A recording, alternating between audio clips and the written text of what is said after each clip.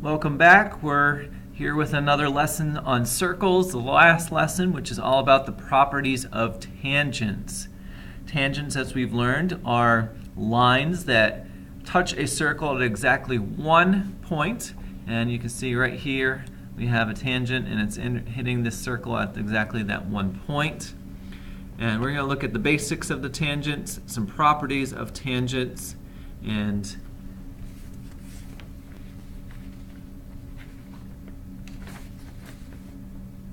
do some practice problems to see how to apply those properties to specific examples. So let's jump right into the notes. Follow along and write the notes as you watch the video. So let's talk about the point right here where a tangent intersects that circle. That point has a very specific name. We call that the point of tangency.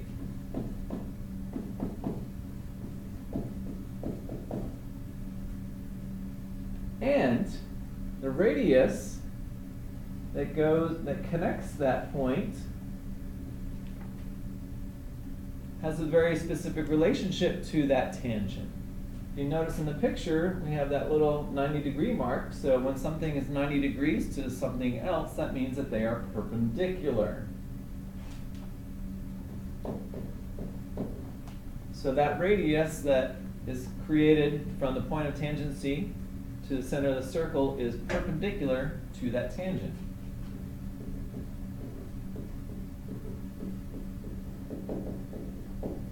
And remember that the symbol for perpendicular is an upside down T. So now that we have the basics, let's move on to some of the properties.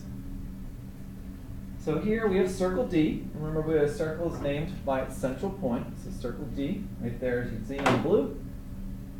It has two tangents. We have tangent AB, right there in green, and we have tangent AC in red. Now, notice that they both share a common endpoint, being A. So they both intersect at point A. In this case, the tangents end there.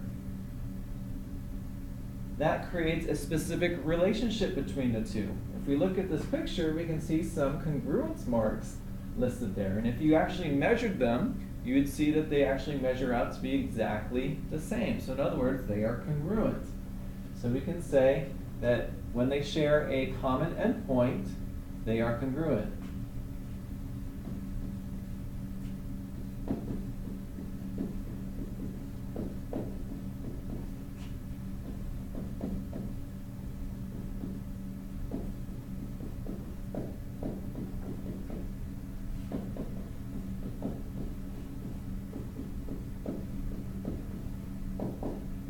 Another way we could say it based upon the picture is that segment AB is congruent to segment AC.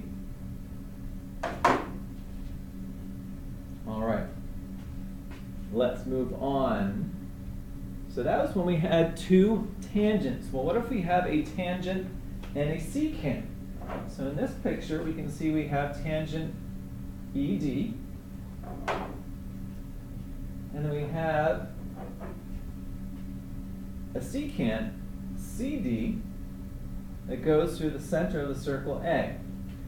So let's look at this a little bit closer. So we have this segment here, CB, which is a radius, excuse me, not a radius, it's a diameter. And that, they tell us, is 12.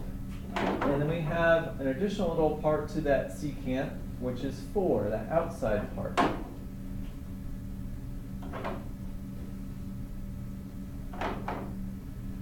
So there's a relationship between the distance of that tangent, which is 8, and the secant. Specifically, what we can say when you do the proof behind this, and I'm just going to save time and just kind of go over what the formula is rather than going through the proof, is that the tangent, let me change colors.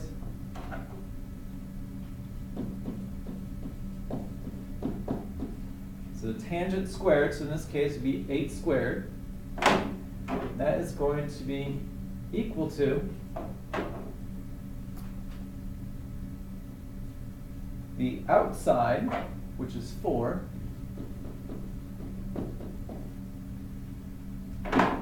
multiplied by the whole. And what I mean by whole is this whole distance, which is 16.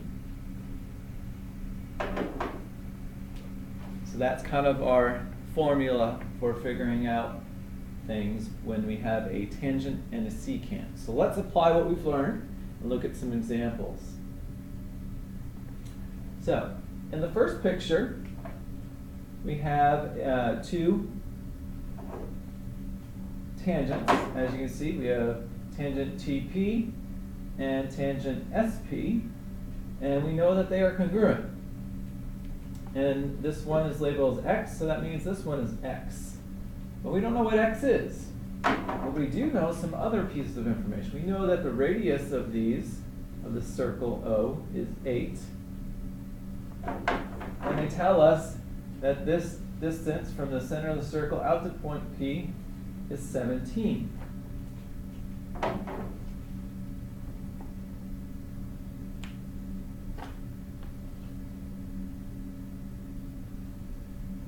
So what we need to do here is to use the Pythagorean theorem. As we know that the radius is perpendicular to that tangent. So if I pull one of those triangles out, this is what it looks like. We got a triangle there. We know that the leg is 8. The other leg is X. And then the hypotenuse is 17.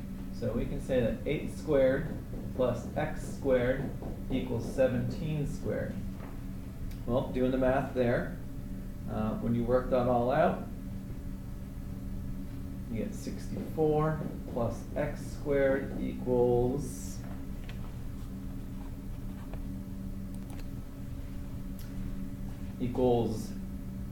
289.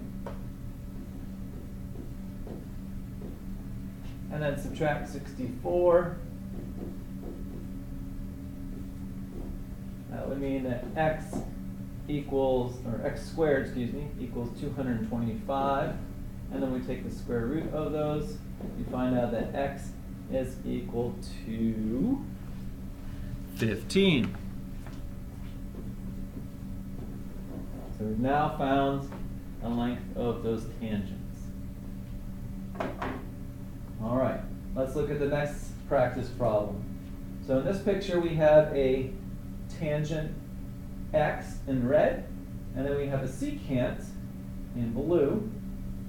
And if we follow our formula, it says that the tangent squared, so X squared, is going to be equal to the outside part, which is 5, multiplied by the whole length of that secant. So 7 plus 5, which is 12. So when I rewrite this, X squared equals 5 times 12.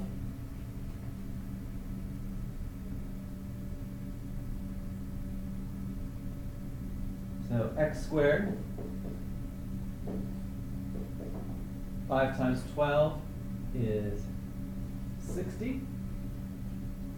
So when we take the square root of that, we get 7.7 as a decimal. Oh, sorry, I lost my pen.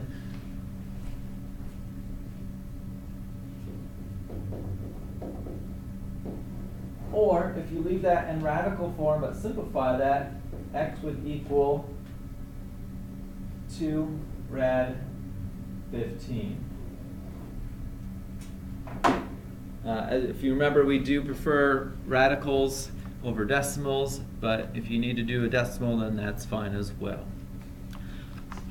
So let's move on to the next page. We'll look at properties of arcs and angles created by tangents.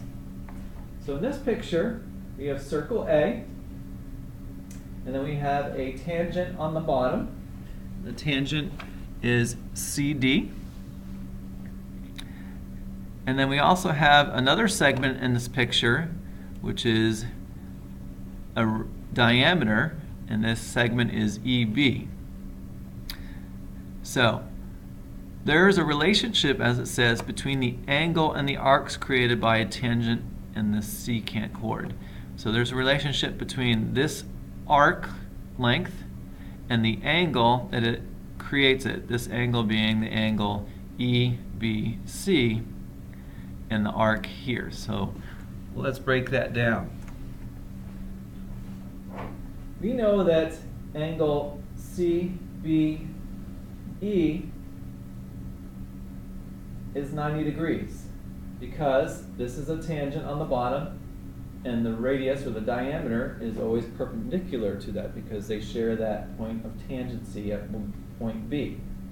We also know that arc EB, this measure here, is a semicircle, and a semicircle, as we know, is 180 degrees. And since we know that the angle EBE that creates that arc is 90 degrees, we can see that there's a relationship. Specifically, that angle is equal to half the arc length that it creates. Or you can think of it the other way around, that the arc equals 2 times the angle. It's the same thing, but just looking at different ways. So let's practice that and look at an example. So here in this picture, we have a tangent, as you can see, tangent BC, and then we have a secant, or a chord actually, more specifically, in this BA, chord BA. And the arc length is 148. Now we need to find the measure of angle X. Well, we know that the angle, in this case, the angle, is equal to 1/2 the arc. So if we plug things in, X equals the arc, which is 148, divided by 2. So when we divide 148 by 2, X is going to be equal to 74 degrees. Fairly simple to apply. So let's move on to another type. So here, the angle is a little bit different.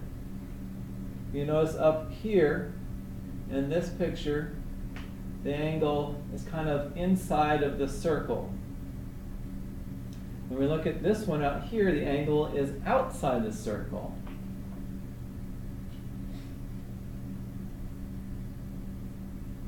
So there's a different relationship when the angles are in different locations. So let's analyze this picture. We have circle A here, and we have a tangent CB. We also have another diameter in this picture, EB. And we can see that this outside angle is 45 degrees. So we have a 45, 45, 90 triangle because we know that this angle right here is 90 degrees. And if you notice up here, we have another radius here, and that's perpendicular to the other one. So that makes this arc right here, that creates a central angle. So since this is 90 degrees right here of that central angle, we know that here in the green, that outside arc is also 90 because central angles and the arcs they create are congruent. So we know the green, and then the other angle that's created by the red and the blue is this arc over here, which is 180 degrees. So essentially what we're looking at, without confusing you, is that this angle right here in black creates two angles. We have this one here and this one here. So So the green and the red arcs are created by that angle ECB. So how do we determine, or what is the relationship of those? Well, we see that this outside in red is 180. We know that the smaller arc is 90. And the angle that creates them is 45. So there's a relationship there. That relationship is that the angle is going to be equal to 1/2 arc 2 minus arc 1. We're going to call this one up here arc 2 as the bigger one, and this one arc 1 as the smaller one. And it always needs to be the bigger minus the smaller, so you get a positive number. So that's a relationship for those types of angles when it creates two arcs. So let's practice that. Turn to the next sheet. Let's practice what we've learned. Here we got a picture. We have an angle X that's creating two arcs. We have this arc 1 here in red, and then we have the second arc out here in blue. Now let's change that to a black so it's easier to see, since we have a blue circle. So we have our two arcs created by the angle. We have an equation that says that the angle equals 1/2 of arc 2 minus arc 1. When we apply things, the angle is X. Arc 2 is the bigger one, so that's 100, minus the arc 1, which is the smaller one, which is 30, divided by 2, or times the 1/2. When we do that math, we get 70 divided by 2, and when we simplify that, we get an answer of X equals 35 degrees. So we've now found the measure of that angle. So that completes our notes. Hopefully now you can apply these formulas to the classwork problems and work independently. If not, come see me and I'll be happy to help you out. So good luck with your final assignment. We'll see you next time.